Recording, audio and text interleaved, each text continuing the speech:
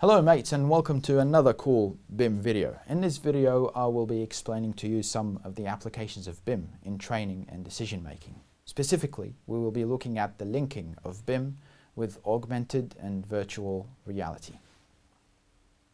Let me first explain the differences between augmented and virtual reality. In augmented reality, AR, you have an interactive experience with a real-world environment.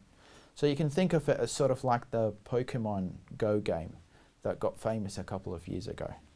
In construction, this can be in the form of showing you how a building will look like if you were, say, standing in the physical site and looking at it from a particular angle. So that was for AR. Virtual reality, which is VR on the other hand, is where the person interacts within an artificial 3D environment, and this is often done through the use of special goggles. For training and decision-making purposes in construction, there are several applications of BIM where VR and AR can be utilized.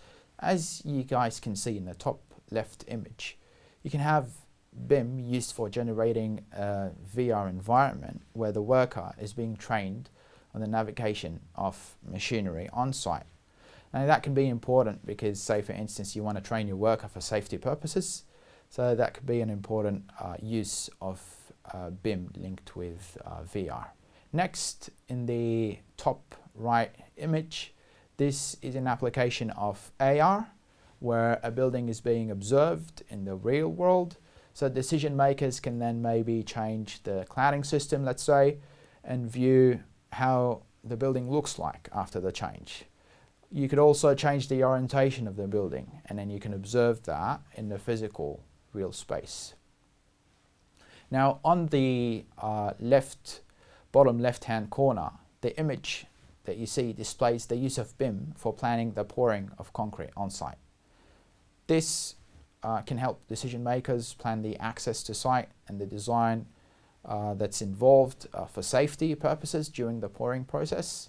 A simulation can be linked to, let's say, goggles, and this would allow for a virtual reality experience where the site conditions can be monitored closely.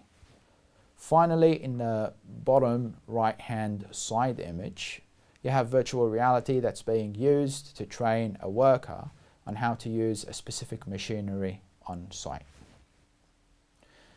That's all for now, my friends. I hope you now understand the AR and VR applications of BIM in the construction industry. If you did, make sure you hit the like button.